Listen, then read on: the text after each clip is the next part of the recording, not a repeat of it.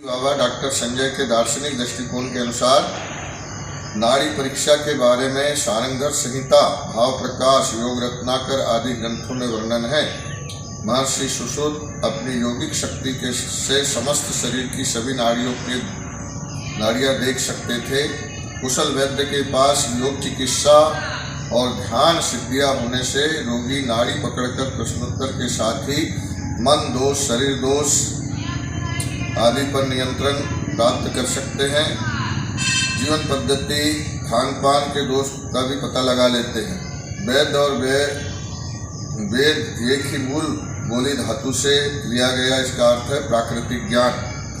पारस्परिक औषधि व चिकित्सा से तात्पर्य आदिवासी समुदाय व अन्य संस्कृतियों द्वारा सहेजे गए ज्ञान, कौशल व प्रथाओं के उस भंडार से है जिनका उपयोग स्वास्थ्य बनाने रखने और शारीरिक व मानसिक बीमारी की रोकथाम, निदान और उपचार किया जाता है। पारस्परिक, स्वदेशी और पैतृक ज्ञान दुनिया भर के समुदायों में स्वास्थ्य संवर्धन और देखभाल के लिए सांस्कृतिक रूप से अनिवार्य शक्तिशाली संसाधन, दूरदराज और दुर्गम क्षेत्रों में रहने वाले लाखों लोगों के लिए सुलभ स्वास्थ्य देखभाल का एकमात्र स्रोत है। पारस्परिक औषधियों के अंतर्गत योग, आयुर्वेद, औषधि व जड़ी बूटी के मिश्रण का प्रयोग किया जाता है।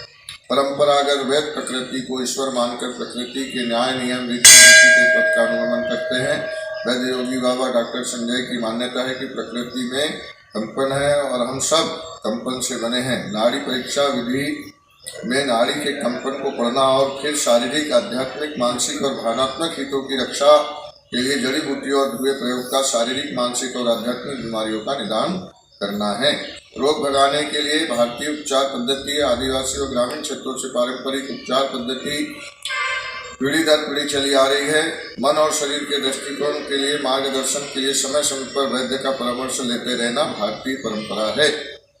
भावनात्मक, मानसिक और शारीरिक रोगों से बचाव हेतु पूर्व उपाय के लिए समय समय पर वैद्य का परामर्श लेते रहना चाहिए। दृढ़ विश्वास के साथ मन और शरीर के रोग निदान हेतु प्रवृत्ति और स्व सुधार के मार्गदर्शन के लिए समय समय